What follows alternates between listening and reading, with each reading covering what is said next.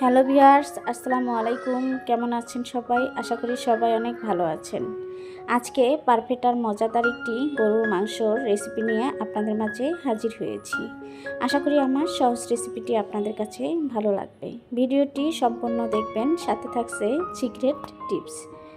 ভিডিওটি ভালো লাগলে লাইক দিয়ে পুরো ভিডিওটি দেখে নেবেন, তাহলে আপনারাও রান্না করে নিতে পারবেন এরকম মজাদার গরুর মাংস রেসিপি। আমি রুনাস ব্লগ চ্যানেলে ওয়েলকাম জানিয়ে শুরু করছি আজকের ভিডিও।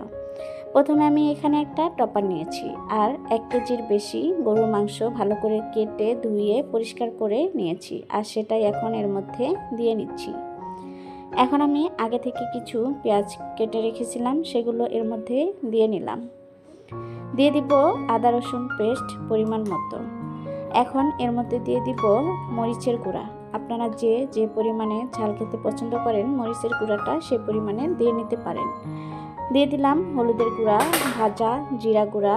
এখন দিয়ে দিব গরম মশলার গুঁড়া 1 টেবিল চামচ।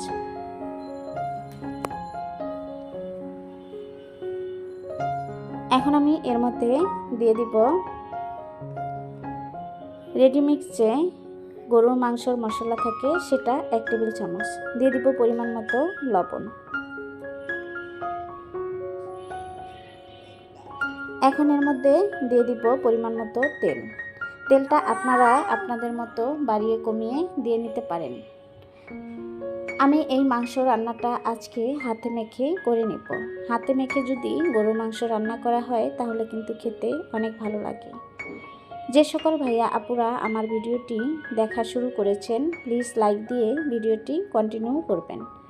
ভিডিওটি না দেখলে কিন্তু বুঝতেই পারবেন না আমি কিভাবে এরকম মজাদার গরুর মাংস রান্না করে নিলাম খুব সহজেই।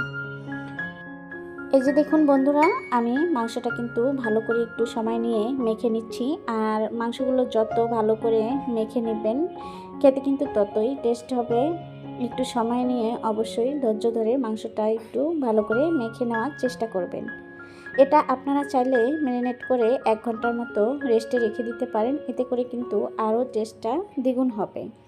আমার হাতের কাছে বেশি সময় ছিল না, সেজন্য আমি আধা ঘন্টার মতো রেস্টে রেখে দিয়েছিলাম। এখন ঢাকনা দিয়ে ঢেকে টপারটা চুলার উপরে বসিয়ে দিয়ে চুলাটা অন করে দেব। এই যে দেখুন ফিরে আসলাম কিছুক্ষণ পরে। মাংস থেকে কিন্তু অনেকটাই পানি বের হয়েছে, আর এই পানি দিয়েই কিন্তু আমি ভালো করে কষিয়ে নেব। একটু সময় নেড়েচেড়ে ভালো করে মিশিয়ে নিচ্ছি। গরুর মাংস কম বেশি কিন্তু সবাই রান্না করতে পারেন, তবে আমি যেভাবে রান্না করছি আপনারা একদিন এইভাবে গরুর মাংস রান্না করে দেখবেন, খেতে লাগবে অসাধারণ। আশা করি আমার ভিডিওটি নতুন আপুদের অনেক উপকারে আসবে। আর যে সকল আপু ভাইয়ারা আমার ভিডিওটি কন্টিনিউ দেখেন তাদেরকে অসংখ্য ধন্যবাদ।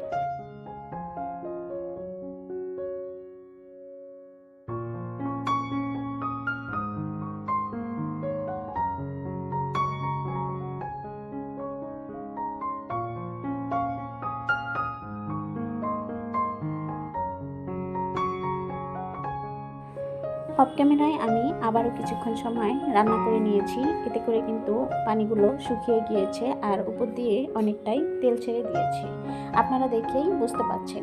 এ পর্যায়ে আমি এখন এর মধ্যে দিয়ে দিচ্ছি গরম পানি। মাংস রান্না করলে অবশ্যই গরম পানিটা দিয়ে নেবেন, এতে মাংসের টেস্টটা নষ্ট হবে না। হাঁসের মাংস হোক, মুরগির মাংস হোক, কিংবা খাসি বা গরুর মাংস হোক, যে কোনো মাংস রান্না করলেই কিন্তু গরম পানিটা দিয়ে নেবেন, এতে করে কিন্তু টেস্টটা নষ্ট হবে না। ঢাকনা দিয়ে ঢেকে আমি আবারও কিছুক্ষণ সময় রান্না করে নিলাম। এই যে দেখুন বন্ধুরা, আমি যে পানিটা দিয়েছি সেটাও কিন্তু শুকিয়ে গিয়েছে। এই যে দেখুন বন্ধুরা, মাংসটা কিন্তু অনেকটাই সিদ্ধ হয়ে গিয়েছে, আপনারা দেখেই বুঝতে পারছেন। এখন আমি এর মধ্যে দিয়ে দিব রান্নাটা কমপ্লিট করার জন্য পরিমাণ মতো পানি। এই পানি দিয়ে কিন্তু আমি রান্নাটা কমপ্লিট করে নেব।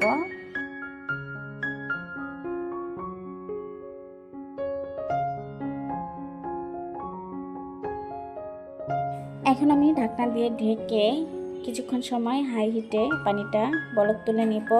তারপর আমি চুলাটা মিডিয়াম আছে মাংসগুলো ভালো করে সিদ্ধ করে নেব।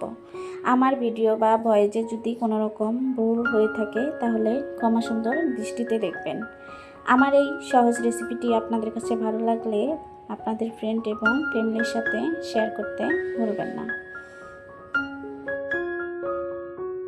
এই যে দেখুন বন্ধুরা, আমার রান্নাটা কিন্তু প্রায় কমপ্লিট। এখন আমি এটা নামিয়ে নেব। ভিডিওটি ভালো লাগলে চাইলে ভালোবেসে চ্যানেলটি সাবস্ক্রাইব করে দিয়ে পাশে থাকা বেল আইকনটি অন করে রেখে দিতে পারেন। আর যারা এখনও লাইক দেন নাই, প্লিজ লাইক দিয়ে দিবেন।